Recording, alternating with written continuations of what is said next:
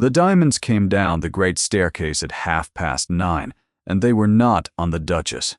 They blazed at another woman's throat, the collar the whole county knew as the Caromere diamonds, 3 ropes of old brilliance that, or so the world believed, had lain in their velvet case for 100 years, and come out only to grace a Caromere bride. Tonight they lay against Ottolin Vasey's bare neck, and she wore them the way a thief wears a thing she has already decided to keep. The ballroom understood at once. 40 guests, and not one of them looked at the woman on the stairs. They looked instead at the far end of the room where Aloan, Duchess of Caromere, stood very straight beside her husband and did not move. Aldrich had given the order himself. A footman had carried the case up that afternoon to Mrs. Vesey's room, not the Duchess's, and the whole house had known it by supper. To wear another woman's jewels is mere vanity. To be handed them by her own husband, in her own house, before her own guests, is a thing with no polite name at all. Eloan lifted her glass. Her hand was perfectly steady. She smiled at a baroness 3 feet away, as though her heart were not in that very moment breaking quietly into 2 clean halves. No one in that bright and crowded room saw what she decided. There was one living thing at Harrowdean Court that the Duke of Caromere could not command, and it was not his wife. In the long stone stable block beyond the West Court, in the last and largest box, lived a black stallion named Erebus. He stood 17 hands of polished darkness, with a white star hidden beneath his forelock like a secret, and he had put 2 grooms in the infirmary and sent a 3rd down the road to look for gentler work. The men called him the Devil's Own, and crossed the yard to keep clear of his stall. The head groom, Tomlin, kept a loaded fowling piece on a peg by the tack room door, and had told the Duke to his face that the animal ought to be shot before it killed a man. Aldrich had agreed. He had been agreeing for a month. Yet the order was somehow never quite given, because everyone at Harrowdean knew the single fact that made the shooting of Erebus more delicate than it looked. The horse was gentle as a lamb for the Duchess, and for no other soul alive. She went to him at first light, before the house woke, when the moor was still gray, and the rooks had not yet left the elms. She brought no whip, no twitch, no man to hold his head. She brought an apple in her bare hand and a low voice, and the great savage neck that struck at grooms would fold itself over the half-door and press, heavy and trusting, against her shoulder. He would breathe into her hair.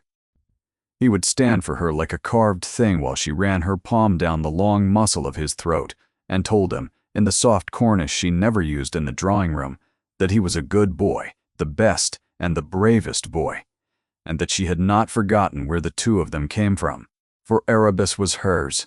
He had been foaled on her father's land above the great Cornish sea, out of her father's finest mare, and he had come east in her bridal train 4 years ago, like a piece of her own heart walking on 4 legs.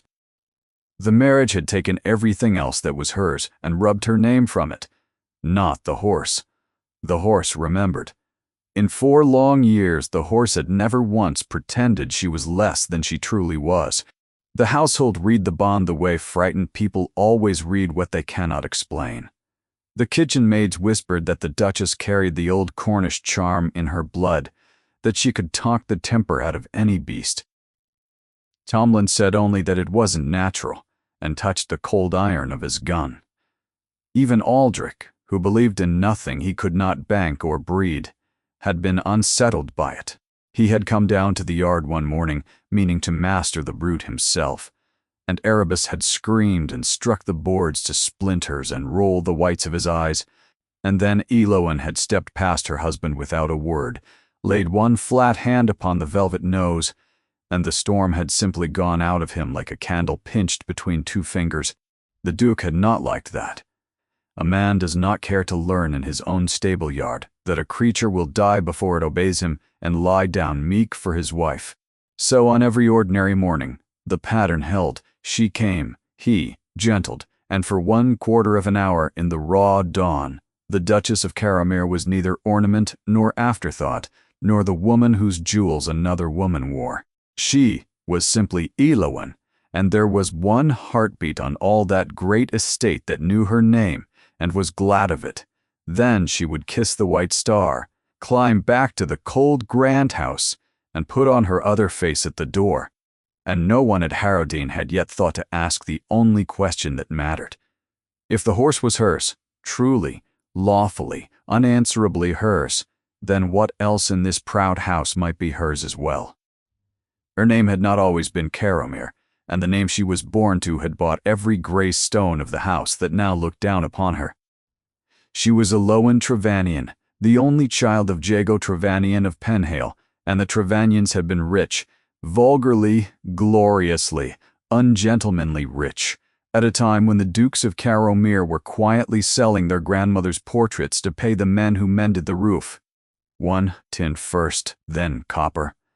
Then a fleet of ships out of Falmouth that her father had built up from 3 leaking luggers and an unholy quantity of nerve. Jago Trevanion had wanted no title and would have laughed at the offer of one. What he wanted, at the very end, with the sea cough carrying him off by inches, was a single thing, that his clever, watchful, soft-spoken daughter should be safe after he was gone. So when the old Duke of Caromere, Aldrich's father, drowning in debt, and far too proud to name it aloud, came courting the Trevanion fortune in the convenient shape of the Trevanion girl, Jago smiled and gave his blessing, and then sat down with the sharpest solicitor in the West Country and drew up a marriage settlement with teeth in it. The world saw a merchant's daughter marrying high above her station, grateful and a little dazzled.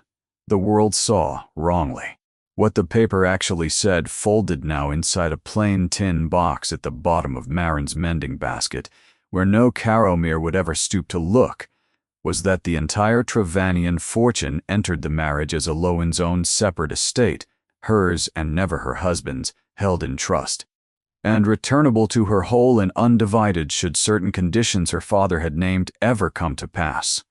The income kept Harrowdean's lamps burning. The capital had paid the dead duke's debts and saved the dukedom from the auctioneer's hammer. And the celebrated Caromere diamonds, the collar, the drops, the great pale stones, the whole county sighed over, had never been Caromere diamonds at all. They were the Trevanion stones, her grandmother's, and her grandmother's before that, lent into this cold, proud house along with everything else that had made its rescue possible.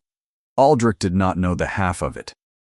His father had hidden the worst of the truth from him out of shame, and the family solicitor, a discreet and costly man named Sennett, had been paid a handsome retainer to go on hiding it. Aldrich believed, as men in his position so loved to believe, that the money was simply his, that the diamonds were simply his, that his wife was a dull and decorative fact of his property like the lake or the long gallery, agreeable enough, and entirely owned. He believed, therefore, that he might lift those diamonds from their 100-year case and clasp them about the throat of his mistress the way a man hands a sweet to a child, and that his wife would weep or rage or do the one thing women in her position were built to do, which was precisely nothing. He did not know that he had just fastened her own grandmother's diamonds around another woman's neck. He did not know that every condition her dying father had written into that settlement, every careful, loving, ruthless line of it, drafted against exactly this kind of man, turned upon a single word, and that the word was dishonor. Eloan had carried this knowledge for 4 years the way she carried everything else, quietly, wholly, and alone. She had told herself it did not signify, that she had made her peace, that a marriage was a marriage, and a vow was a vow, and that a woman did not unstitch a sacrament merely because she was lonely inside it. For 4 years, that telling had held.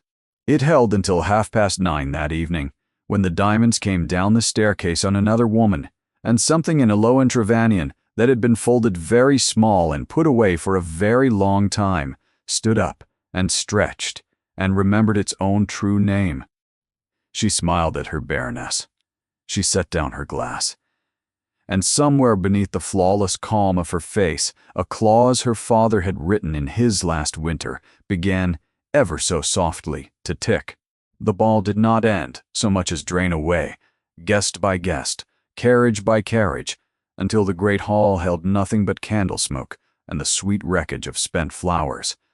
Eloan had smiled through every minute of it. She had danced with a bishop and a brigadier. She had admired when asked, and she was asked, cruelly, twice, how very well the diamonds became Mrs. Vasey. She had answered that the stones had never looked better, and meant something by it that not a soul in the room had ears to hear.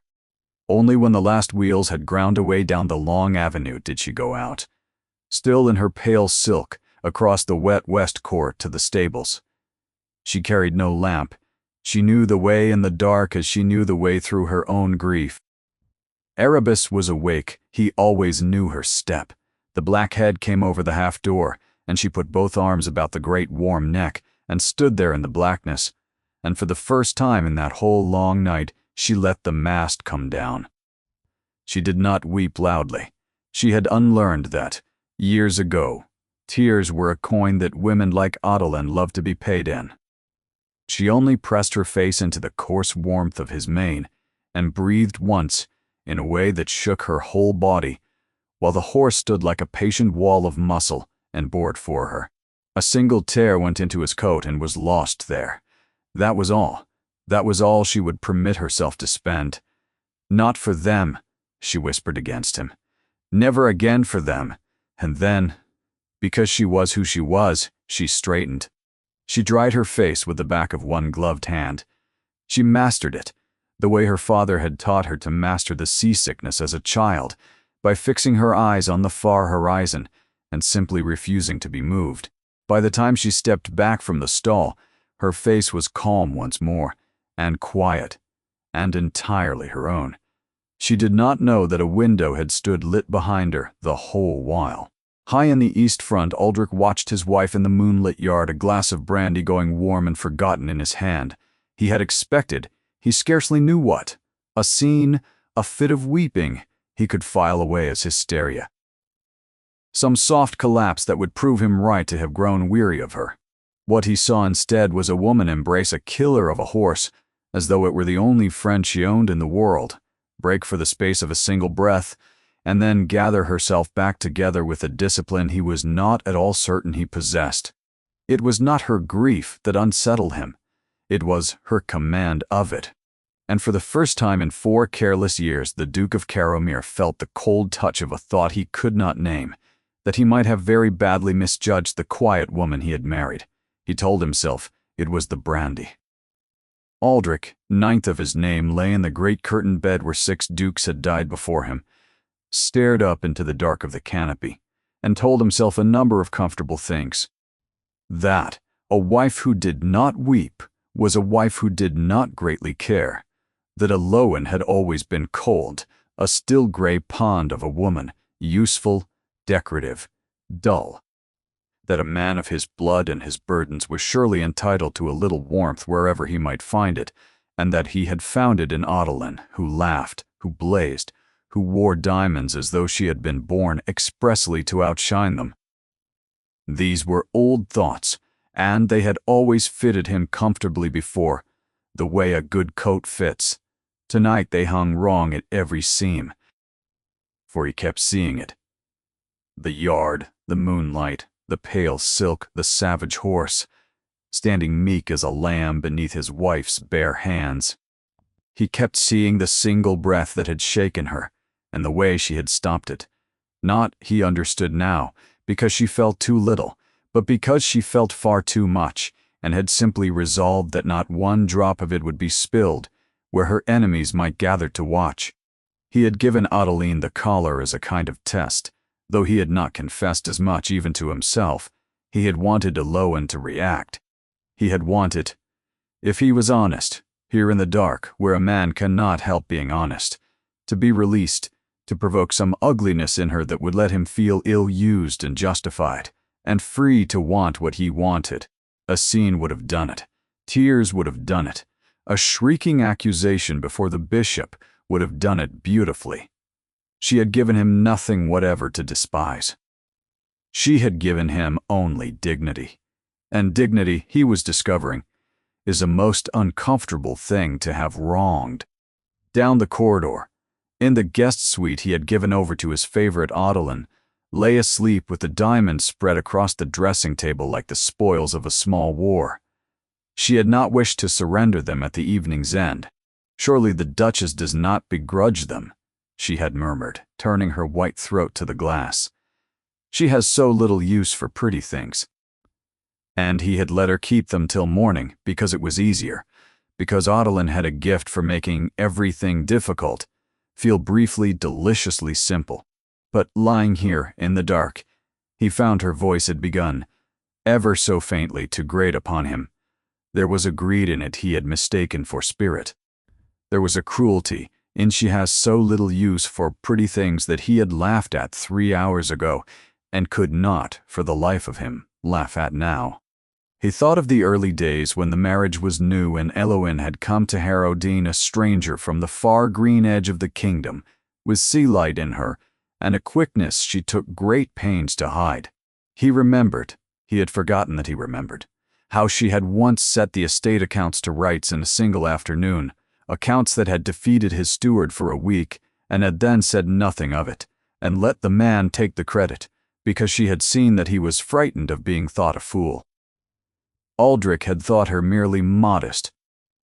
He wondered now, with a slow cold turning low in his stomach, whether he had spent 4 years living beside an intelligence a good deal larger than his own, and had been too well pleased with himself to notice it.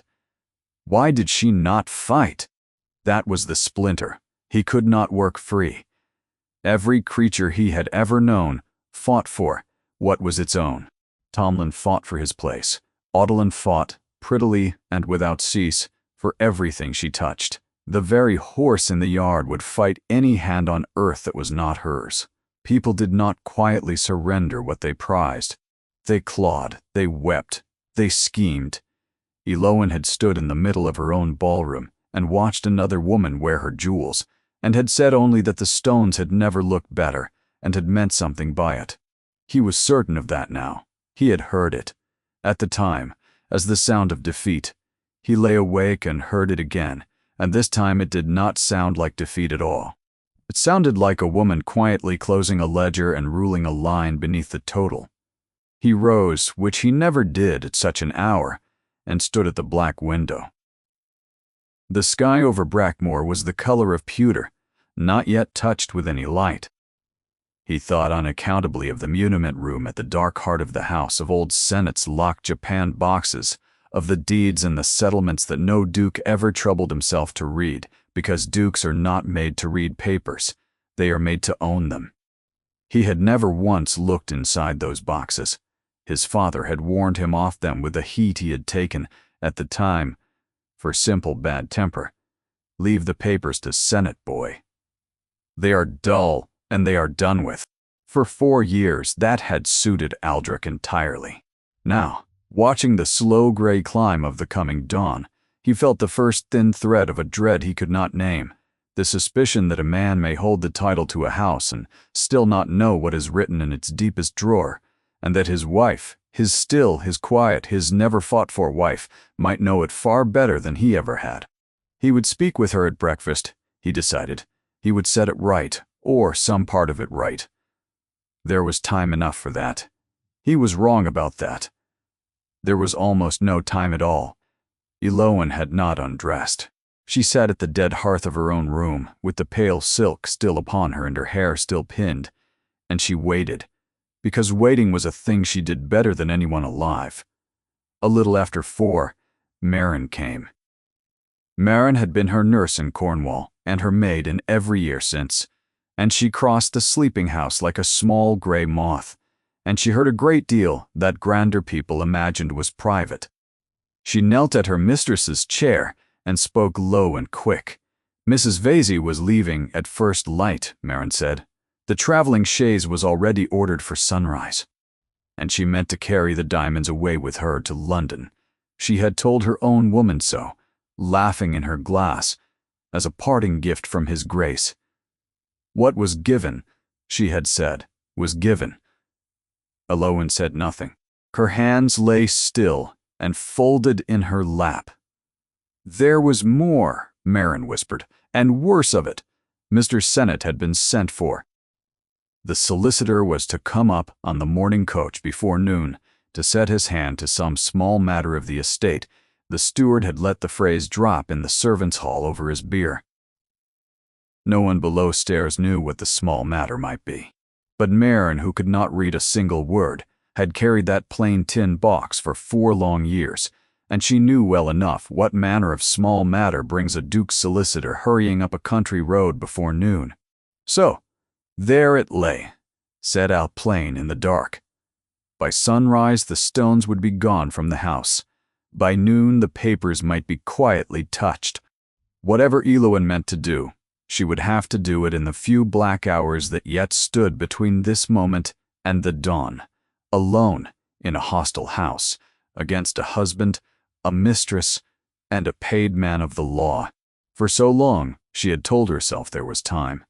She understood now that there had never once been time. There had only ever been her own unwillingness to sit down and count it. She rose. She crossed to the window and looked out at the dark shoulder of Brackmore, where the first gray was not yet, but soon now, very soon, beginning to gather behind the moor. Then, "It must be tonight," she said softly, to no one at all, "and there is but one soul beneath this roof with the nerve to help me do it." She took up a single candle and went out into the sleeping house to wake the most dangerous old woman in England. The Dowager Duchess of Caramere did not sleep as other people slept. She lay in her great bed in the oldest wing of the house, like a queen lying in state, propped upon 7 pillows, a branch of candles burning beside her because she had decided long ago that the dark was an impertinence she need not tolerate. She was 81 years old. She had buried a husband, a son, and the better part of her own illusions, and she frightened the entire household down to the kitchen cat. When Elowen entered without knocking, the old woman did not start. She turned her head upon the pillows, and her eyes, black, undimmed, dreadful in their cleverness, settled on her grandson's wife with the sharp satisfaction of a hawk that has waited a very long time for one particular mouse to finally show some sense. "So," said Theodosia, "you have come at last. I had begun to fear you never would. You know what he did tonight. The whole county knows what he did tonight. He hung your grandmother's diamonds about a greedy woman's neck and called it generosity. My grandson has a number of gifts. Subtlety is not among them, and neither, it grieves me to say, is sense." She patted the counterpane with one ringed hand. "Sit. You shall not say what you have come to say while hovering about like a footman who has lost the tea-tray." Elowen sat. "I knew your father," Theodosia said, and Elowen went, very still indeed. "Oh yes, Jago. Trevanion, a short, broad, brown man who smelled of tar and would not have been cheated by God himself on a Sunday. He came to this house once before your wedding, and he and I sat up over a bottle of my late husband's best port until 3 in the morning, and we understood one another inside the first 10 minutes, which is rather more than I can say for most of the people I have known 50 years. The candle flame stood straight up in the still air. "He did not trust the Carameres," the old woman went on, "and he was entirely right not to. He loved you to the point of ferocity, and he was dying, and he knew to the inch what manner of men my son and my grandson were, proud, poor, and persuasive. So he built you a house of paper that no Caramere could ever pull down. And because he was wiser than any duke I have met, he did not leave the keeping of it to lawyers, who can be bought, nor to husbands, who can be fools. He left it, my dear, to me." Elowen's breath stopped in her throat. "I am the trustee of your father's settlement, Elowen. I have been these 4 years, while you crept about my house playing the meek little mouse. The true instrument, not Sennett's tame copy, the real one, signed and sealed and witnessed 3 times over, has lain in my own strong box since the week before you were wed. I gave your father my word I would never force your hand. That you must choose your own hour, and choose it free. I confess I had begun to think you never would choose it at all, and that I should die with the thing still locked away, and you still scrubbing your pride down to the bone for a man not worth your contempt." For a moment Iloan could not speak. Years of silence sat in her chest like a stone, and the stone was, very slowly, beginning to dissolve. "There is a clause," she managed, "about dishonor. There is." The old woman's smile was a terrible and a beautiful thing. "Your father wrote it himself in his own hand against this very night, though he never lived to see it come. He guessed the shape of the insult almost to the letter. He was, as I say, not a man easily cheated, not even by the future. By the terms of it, the public gift of the Trevanian jewels to another woman, before witnesses, dissolves the trust entire. The capital, the income, the stones, all of it reverts to you, absolutely and at once, free of the marriage and free of him. 40 people watched my grandson do it tonight. A bishop watched him. He has signed your release with his own vanity, child, and he does not even know that he held the pen." Iloan pressed her hand to her mouth. When she lowered it, her voice was steady. "Then I must hold the proof of it before Senate can move. The master instrument is in your strongbox. But there is a schedule, an inventory naming the stones as Trevanian property, in Senate's muniment boxes below." The dowager's face hardened. "Yes, he keeps it locked, the sly creature, and he comes up on the morning coach to make it quietly vanish before noon. I have no doubt of it. We hold the master, but the schedule that ties those diamonds to your family by name lies in that cold room downstairs. And if it should chance to burn in Senate's grate this morning, you may spend 10 years and your father's good name in court, proving what was always yours." She fixed Iloan with her black stare. "There is a difference, my girl, between revenge and justice, and the difference is the whole of your dignity. Revenge is a thing you do to him. Justice is merely the truth allowed at last to fall where it has always belonged. You need not lift a single hand against my grandson. You need only stop holding him up. Take back what was yours. Walk from this house with your head as your father carried his, and let the wreckage settle upon the guilty by its own honest weight. That is not vengeance. That is gravity." Iloan rose. Her face had changed.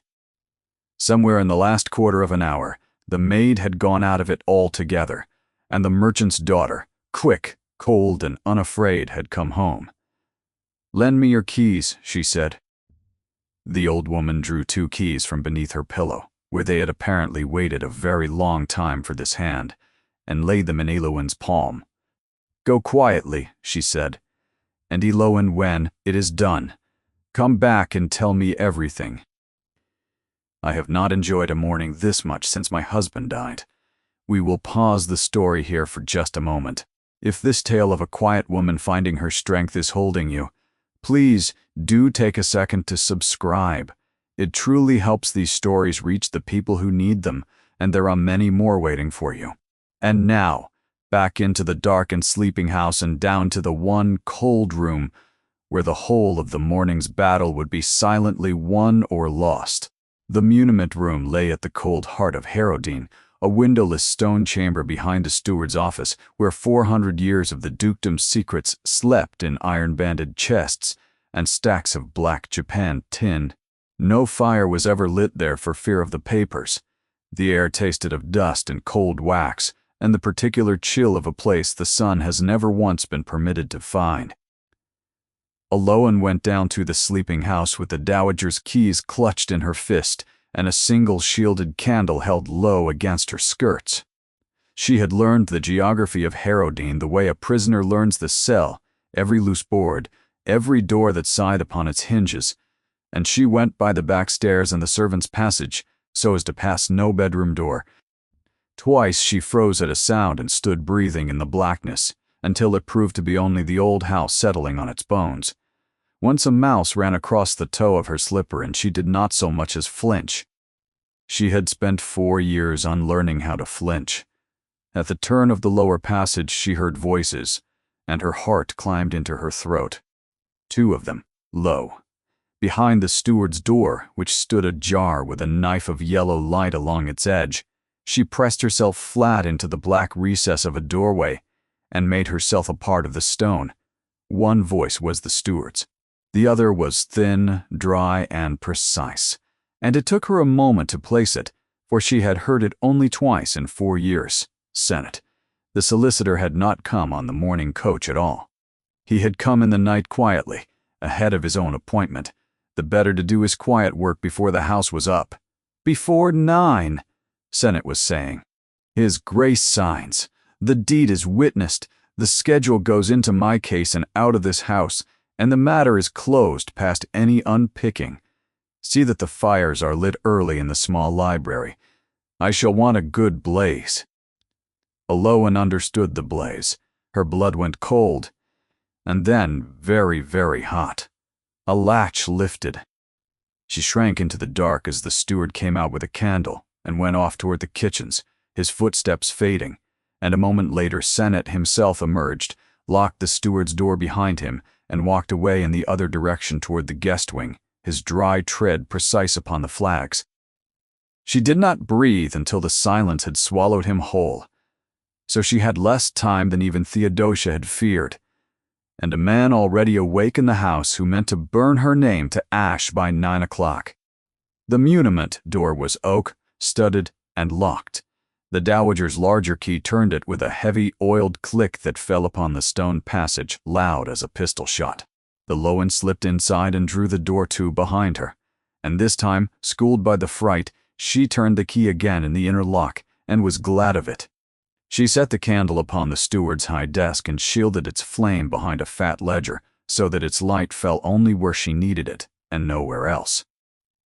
Senate's boxes stood in a row along the far wall, 6 of them black, each lettered in faded gilt.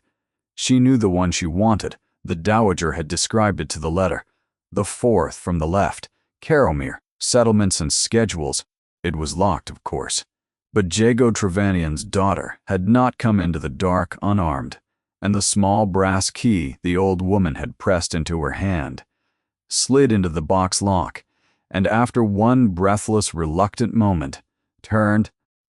Inside lay the paper architecture of a proud and failing house, marriage articles, mortgages, the long, sad arithmetic of a family living for a century beyond its means. Her fingers moved through them quickly and surely. She had read documents like these at her father's knee before she was 12. He had taught her that the truth of any family is written not in its portraits but in its deeds, and that a woman who can read a settlement need never again be at the mercy of a man who cannot. And there it was. A folded parchment, sealed, endorsed in a clerk's neat hand, schedule of jewels, being the separate property of Aloan Trevanian, spinster, brought by her into her marriage. She unfolded it with hands that wished to tremble and would not be allowed to, her grandmother's collar described stone by stone.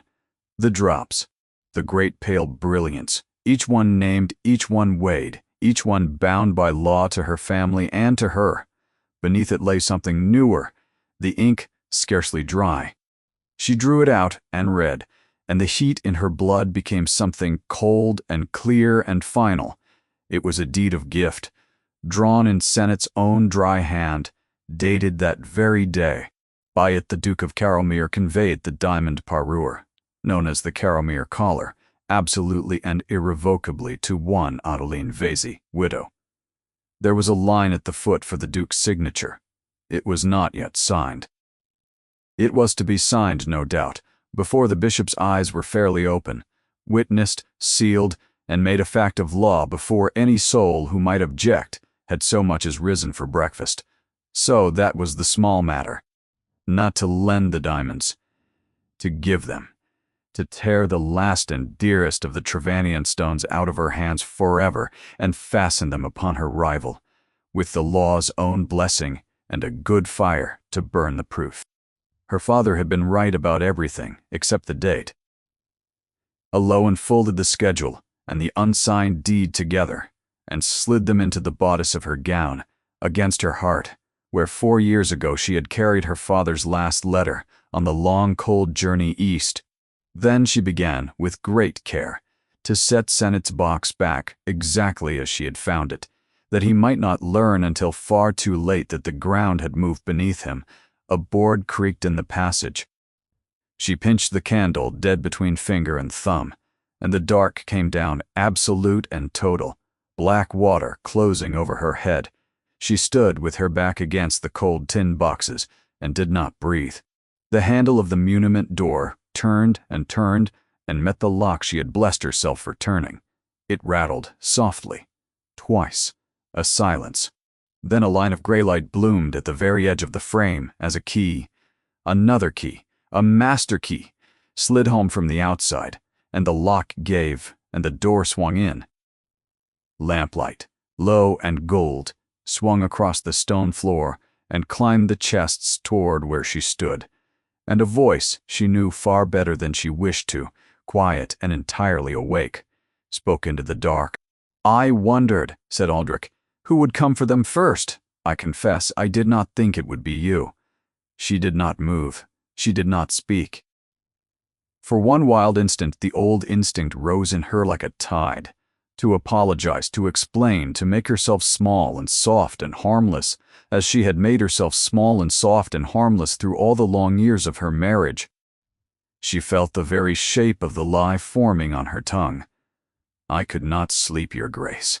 I came only to fetch a book of my father's." She let it die unspoken. She was done, now and forever, with being small. Slowly, she straightened her spine. She heard Aldrich set the lamp upon the steward's high desk.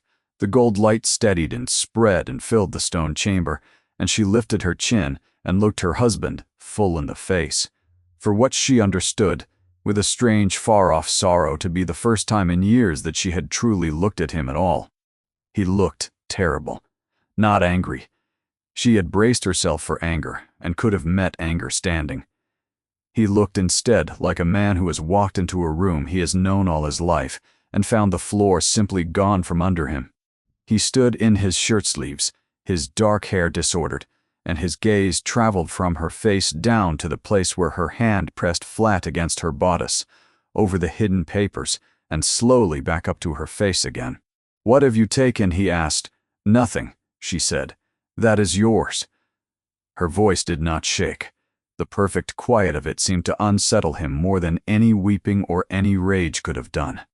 He had come down expecting a thief he could master, or a wife he could forgive grandly, and so feel large again. He had found neither. "Show me," he said. She drew the folded parchments from against her heart and laid them open upon the desk in the pool of lamplight, and she watched his face as he read, watched him take in the schedule first, the long, patient inventory of stones described and named and bound by law to a Cornish family he had always thought somewhere beneath him, and then the deed of gift. His own deed, the unsigned instrument that would have given her grandmother's diamonds to Adeline Vasey for all time.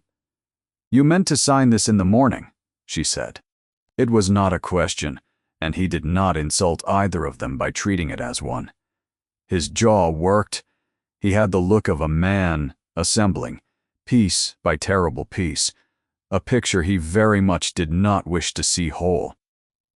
"You do not understand what you are holding," he said at last, but there was no force left in it. It was the last reflex of a drowning pride, and they both heard it drown. "I understand it," Eloin said quietly, "better than any man beneath this roof, including the one who drew it and the one who meant to sign it. Shall I tell you, Aldrich, what you have never known about your own affairs? Shall I tell you what your father took such pains that you should never learn?" He said nothing. So she told him. She stood in that cold stone room with the dawn not yet lit beyond the walls, and in a clear and unhurried voice, the voice of a woman who had read every clause 100 times over in the long sleepless nights of 4 long years, she laid his ruin before him as neatly as a surgeon laying out his instruments upon a cloth. That the Trevanian fortune had never been his, nor his father's before him. That it had come into the marriage as her separate estate, held in trust, hers and hers entire. That the income alone had kept Harrowdean's lamps lit and its roof whole, and that the capital had buried the old duke's debts, so deep the county had never guessed how near the family had stood to the auctioneer's hammer. that the diamonds with which he had been so careless, so lordly, so generous upon another woman's throat had never been Caromere diamonds at all, but Trevanian stones, her grandmother's and her grandmother's before that, named to her by law in the very schedule that lay open now beneath his stricken hand.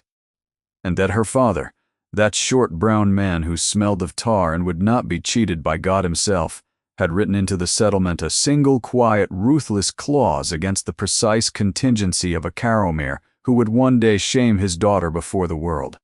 That the public gift of the Trevanian jewels to another woman, before witnesses, dissolved the trust entire, and returned to her, absolutely and at once, every penny and every stone, free of the marriage and free of him.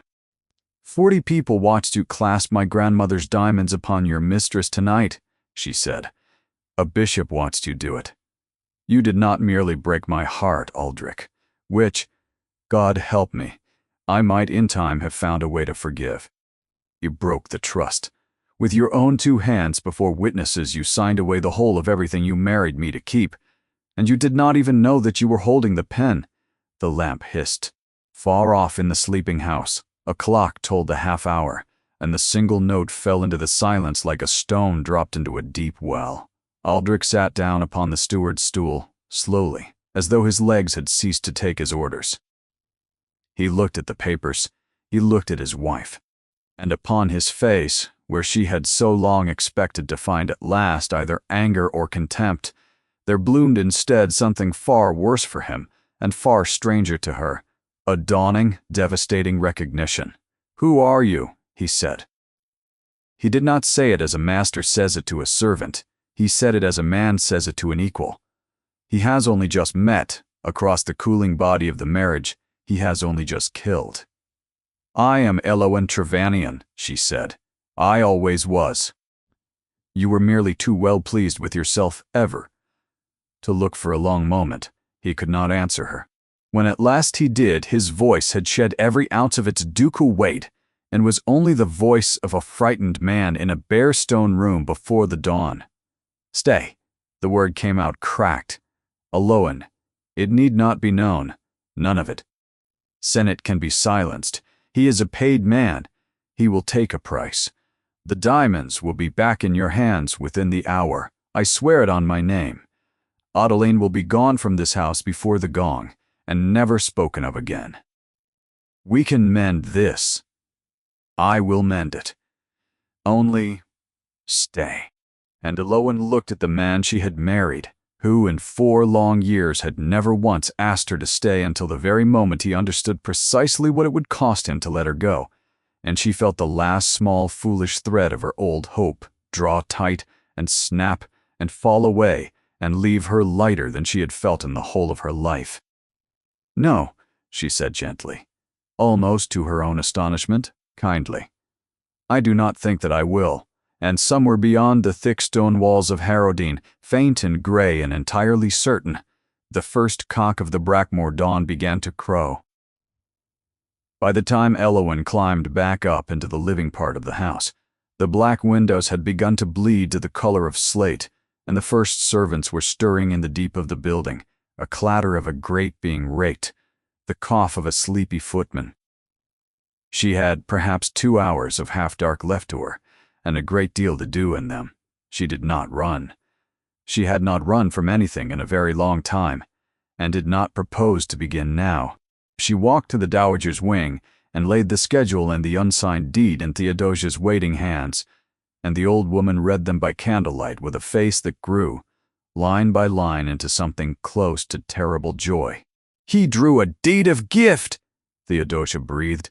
"The arrogant young fool meant to give them away outright.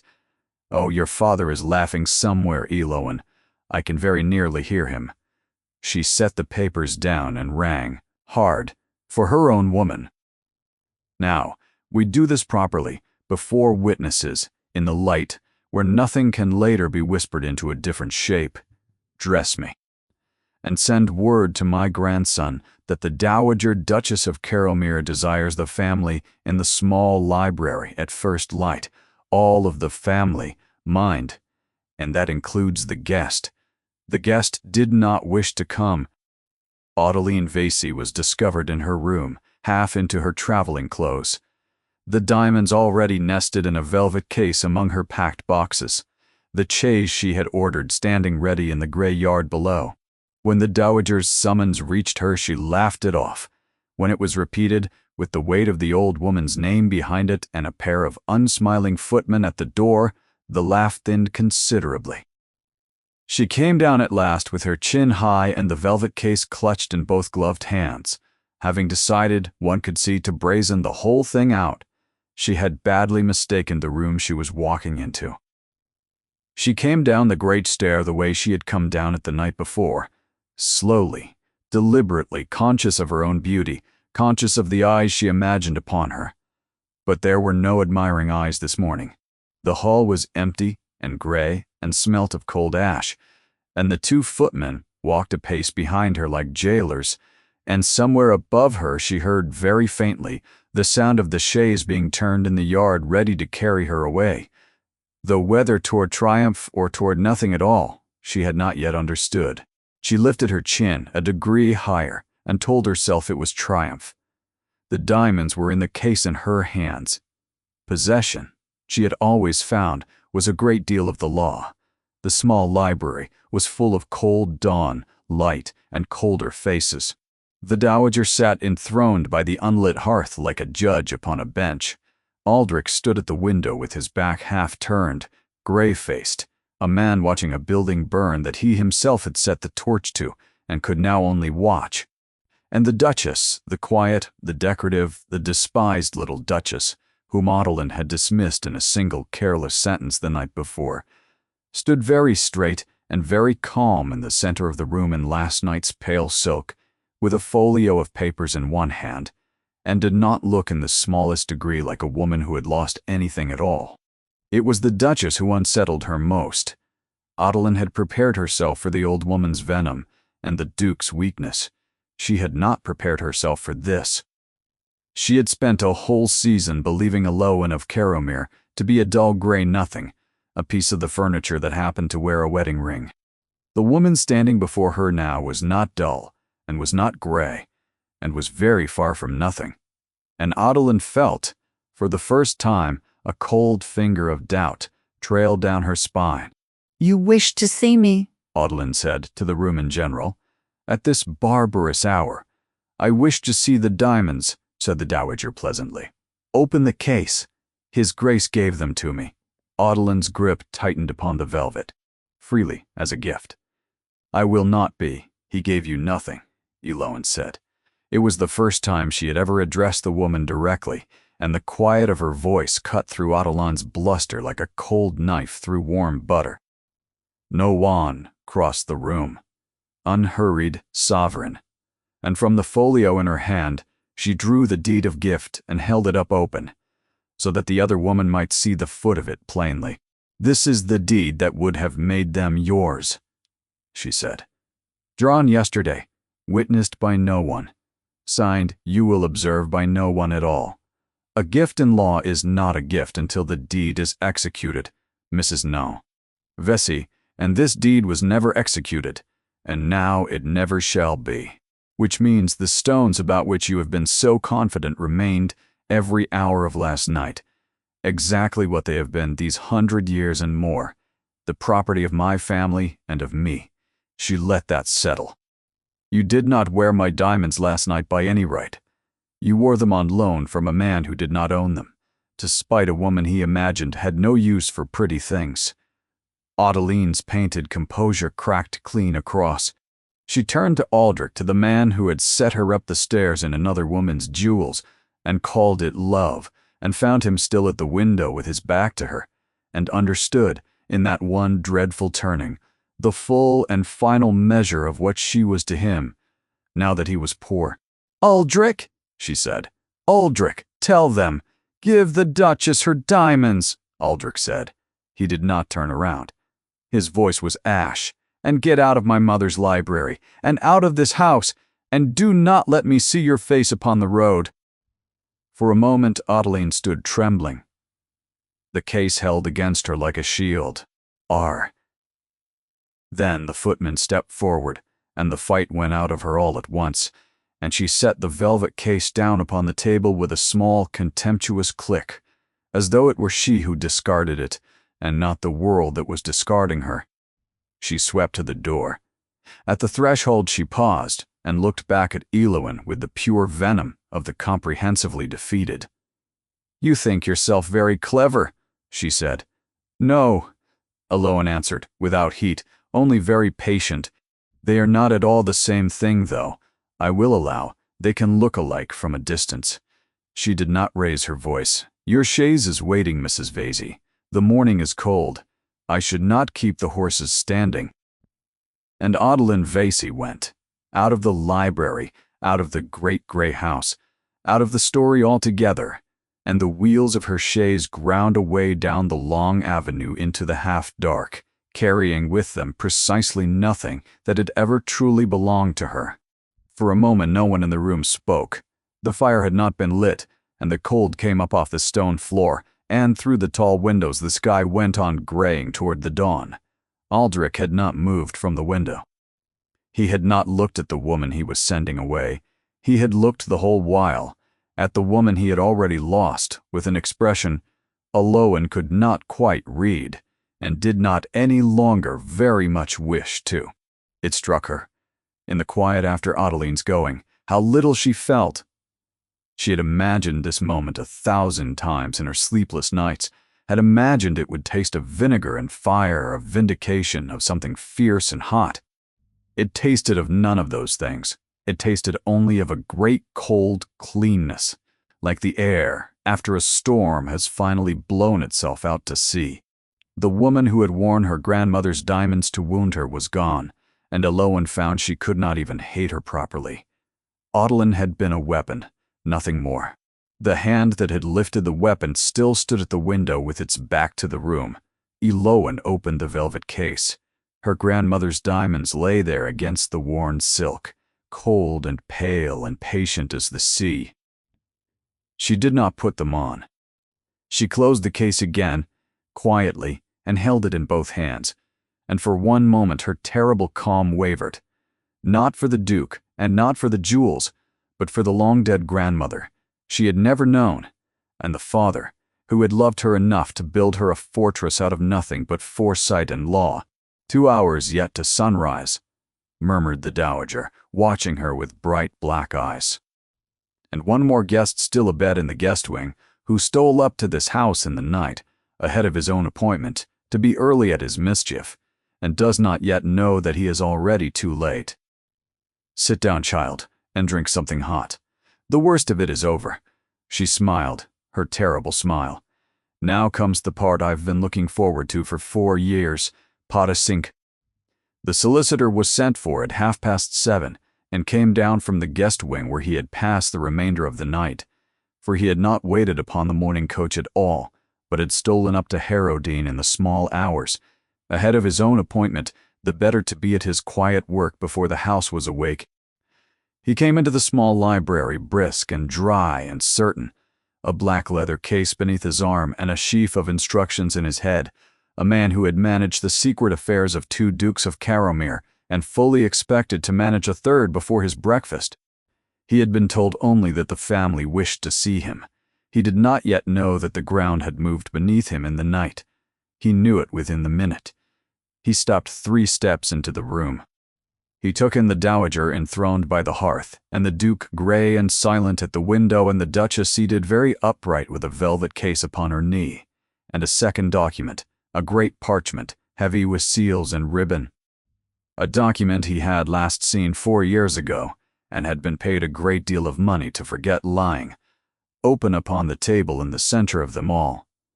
Sennett was a clever man.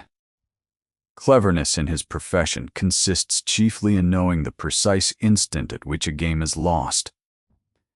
He had the sensation, standing in that cold, bright room, of a man who has walked confidently onto ice. He has crossed 100 times before, and felt it, this once, begin to give beneath his weight. "Ta, Your Grace," he said carefully to the dowager, I was given to understand His Grace required my attendance upon a matter of the estate." "He did," said Theodosia. "But the matter has rather grown in the night, Mr. Plow. Senate, and I find that it is now my matter, and the Duchess's, and not my grandson's at all. Sit. We have been expecting you. We even had the fire laid for you in the small library, exactly as you instructed the steward last evening, though I think you will find that we shall not, after all, be needing the blaze." Senate did not sit. His eyes had fixed themselves upon the great sealed parchment, and the color was leaving his face by careful degrees. There came, just then, a knock, and the door opened, and a fourth figure was shown into the room, a stout, kindly, bewildered-looking gentleman in clerical black, blinking at the early hour in the cold faces. It was the bishop who had lodged at Harrowdean overnight after the ball, and had been roused from a comfortable bed by a message from the dowager that he had not felt able to refuse. He had been the most senior guest in the ballroom the night before. He had, as it happened, been standing not 8 feet from the Duke at the moment the diamonds were clasped about Mrs. Vesey's throat. "Theodosia," the bishop said a little plaintively, "your note was most pressing. I confess I cannot think what business of mine could not have waited upon breakfast. It is a very small thing, my lord, and you may go to your breakfast directly it is done," the dowager said sweetly. "I require only that you tell this gentleman," she indicated Senate, "what you saw with your own eyes last evening, at about 9:30, upon the great stair. You need not embroider it. The plain fact will serve us beautifully." The bishop, baffled but obliging, told it. He had seen the Duke of Caromere take the famous diamond collar from its case and fasten it, with his own hands, about the neck of Mrs. Zappa. Vesey, before the assembled company, he had remarked upon it to the lady beside him at the time, for it had seemed to him, he coughed, a singular thing to do. Did that answer? It did, the dowager assured him. It answered very well indeed. The bishop, still mystified, was thanked, and bowed out toward his breakfast, having no notion whatever that he had just sealed, with a few sleepy sentences, the dissolution of a fortune and the ruin of a great house. When the door had closed behind him, the dowager turned her black gaze back upon the solicitor. "There is your witness, Mr. Senate," she said. "A bishop of the Church of England, who will swear, if ever it should come to swearing, to the precise act named in the clause you have spent 4 years pretending does not exist. A whole ballroom saw it besides, but I find one bishop generally does the work of 40 lesser souls. The act is proved. There is no court in the kingdom that would hear you now." She gestured to the parchment. "The Duchess will read you the relevant passage, and you will listen, and you will understand at last exactly what you have been so very well paid to help destroy." "You recognize the instrument," Eloan said. It was not a question. She rose and took it up and read aloud. Not all of it, for it ran to many close pages, but the parts that mattered, in the clear, unhurried voice she had used in the cold muniment room some hours before. She read the establishment of the trust, the whole Trevanian fortune, settled to her separate use, hers and not her husband's, beyond his reach and beyond his debts. She read the schedule of the jewels, naming the stones one by one as her family's property. And then she read the clause her father had written in his own dying hand. The clause Senate had spent 4 years pretending did not exist, in a copy he had carefully made incomplete.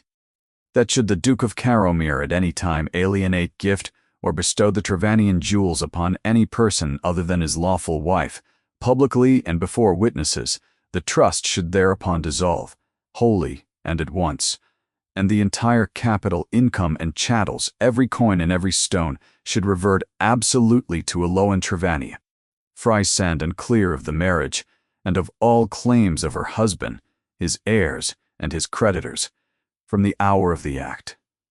From the hour of the act, Eloan repeated, and lowered the parchment, and looked at the solicitor. "The act took place at 9:30 last night, Mr. Senate, in a ballroom containing 40 witnesses and a bishop of the Church of England. By the time you laid your head upon your pillow in the guest wing, it was already done. The trust was already dissolved. The fortune was already mine. And the deed of gift you drew so neatly for His Grace to sign this morning was waste paper before the ink was dry. For a man cannot give away in the morning what the law has already taken from him in the night. The silence in the room was absolute.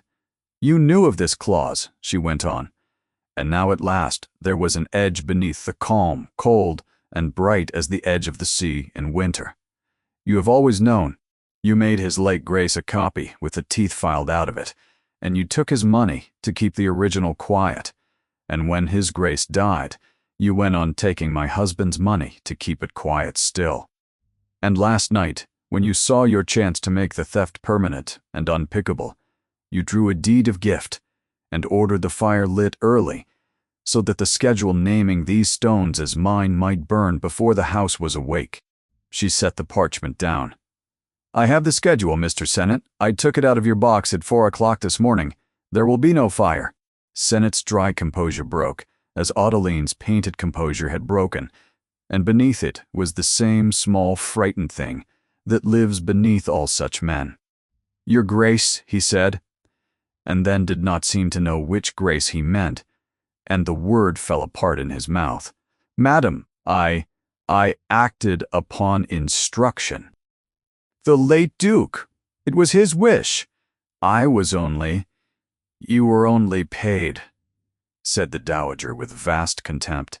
Yes, we have grasped that, Mr. Sennett. You may stop saying it. She turned her black gaze upon him like a lamp. Here is what will happen, and you will be silent and grateful, because it is a very great deal better than you deserve. You will surrender every paper in your possession touching this family to the Duchess's own solicitors, whom I shall name within the week. You will make over, in writing, a full and true account of every concealment you have practiced these 4 years. And then you will retire from your profession, quietly and at once, on grounds of failing health, for I assure you, Sennett, that your health will fail very suddenly indeed, should you ever attempt to practice it again. Do this, and we shall not see you struck off and prosecuted, as by rights you ought to be. Refuse it, she smiled, and you will discover that an old woman with nothing left to lose is the most dangerous creature God ever made. You may go and consider which you prefer. You have until the Duchess's carriage is ready, which is not long. Sennett went. He went stooped and gray and a great deal older than he had come in, and the door closed behind him, and that was the last that Haroldine ever saw of the man who had filed the teeth from a dead man's love. And then there were 3 of them left in the bright still room, the old woman by the hearth, the broken man at the window, and the woman in pale silk who held the velvet case and the heavy parchment, and now the whole future in her 2 quiet hands. Aldrich turned from the window at last. For a long moment, he only looked at her, and she let him look. The gray light had found every line of his face, and he seemed to have aged a decade in a single night. The proud, carved certainty she had married had been planed away, and what was left was merely a man and not a young one, standing in the wreck of his own making. I keep trying, he said slowly, to find the place where it began, the hour I might have turned aside. I thought it was Adeline. It was not Adeline. She was only the last of it, the loudest. It began long before her. It began the first morning I looked at you across this house and decided that because you were quiet, you were simple. That because you did not demand, you did not feel. That because you asked nothing of me, you were owed nothing. His voice cracked and he let it. You set my accounts to rights and let my steward take the praise. You kept this roof over my head with your father's money and never once threw it in my face. You watched me give your own grandmother's diamonds to another woman, in your own house, and you smiled at a baroness so that no guest of mine should be made uncomfortable by my cruelty, and I called all of that dullness. He shook his head very slowly. I have been the stupidest rich man in England, and I did not even have the excuse of being rich. I was living on your foresight and calling it my birthright." Eloin said nothing. There was nothing she needed to add. He was, for the first time in 4 years, telling the exact truth, and a thing like that is best left to stand on its own. "What will you take?" he asked. His voice was very low. He did not look at the diamonds. He looked at her. "You have the right of everything. The capital, the income, the stones. By that clause you may strip Caromere to the bare stones of its walls and leave me. The title and the debts and nothing else on earth. I will not contest it. I have not the standing, and God knows I have not the right." He drew a breath that shook. "So take your reckoning, Eloin. I have earned the whole of it, to the last farthing. What will you take? It would have been so easy." The old woman by the fire said nothing, but her black eyes said everything. "Child, take everything." He laid the knife in your hand himself, and some small hard part of Eloin, the part that had knelt on cold floors and smiled at her own humiliation across a ballroom and wept exactly 1 tear into a horse's mane because she would permit herself no more. That part of her wanted, very much, to take it all and watch him stand in the ruin of it and call it justice. She thought then of her father. She thought of Jago Trevanion in his last winter propped in his bed above the grey sea, the cough taking him by inches, dictating the clauses of her fortress to the sharpest solicitor in Cornwall, in a voice that grew weaker every day, and never once grew less precise. She had sat in the corner of that room, a girl of 19, and had not understood the half of what he did, only that he did it for love of her. And once when the lawyer had stepped out, her father had turned his head on the pillow and looked at her, with his shrewd brown eyes, and said a thing she had carried east in her heart, and never, in 4 years, allowed herself to take out and look at for fear of what it would cost her. "I am not building you a weapon, my girl," he had said. "Any fool can build a weapon. I am building you a door, so that whatever they do to you in that cold, proud house, and they will do something, for it is in their nature, you will always, always be able to walk out of it with your head up, and owe no man your forgiveness and no man your revenge. Revenge keeps you in the house alone. The door lets you leave. Promise me you will use the door." She had promised. She had been 19, and she had promised, and she had nearly forgotten, until tonight, in the cold and the candlelight, when she had remembered her own name. "I will take what is mine," she said, "the Trevanion capital, the income from the day of the act, my grandmother's diamonds, my horse, my maid, and the half of the estates, furnishings that came with my money, an inventory of which my father, being my father, took care to have made on the day I married you." She set the velvet case down upon the table quietly. "And I will leave you the house, Aldrich, the entailed land, the title, the roof your fathers raised. I will not strip Caromere to its walls. Not because you do not deserve it, you do, but because I find I would rather walk out of this house as my father's daughter than stay in it 1 hour longer as your judge. The wreckage is yours. I did not make it. I shall simply stop holding it up, and we will both of us discover in the fullness of time exactly how much of this great proud house was only ever standing because a Cornish merchant's girl had her shoulder beneath it." Aldrich closed his eyes. "That is worse than ruin," he said very quietly. "Yes," said Eloin. "I rather think it is. But it is just, and it is not cruel, and those are the only terms on which I am willing to leave." She turned to the dowager. "Thank you for 4 years of patience, and for keeping my father's faith when no one made you. I shall never forget it." "You will not have to," said Theodosia. The old woman rose from her chair with the slow magnificence of a ship coming about, and crossed the room, and took Eloin's face in her 2 dry hands, and looked at her with eyes suddenly bright and wet and fierce. "Because I am coming with you, my girl. Did you imagine I would stay here, in this draughty mausoleum, and play whist with my grandson's regrets? I have a jointure house in the south that has stood empty these 20 years, and a great deal of life left in me that I had thought entirely spent. You will need someone to terrify your new solicitors. I am volunteering." She kissed Eloan's forehead, once like a benediction. "Your father would be insufferably proud of you, as, God help me, am I." Outside, beyond the tall windows, the sky over Brackmore had paled from slate to pearl, and a thin gold line had begun to burn along the eastern edge of the moor. In the grey yard below, a groom, pale and keeping a careful distance, was leading out a great black horse who, for the first time in living memory, stood quiet and gentle on the cobbles, ears pricked toward the house, waiting. The sun was very nearly up.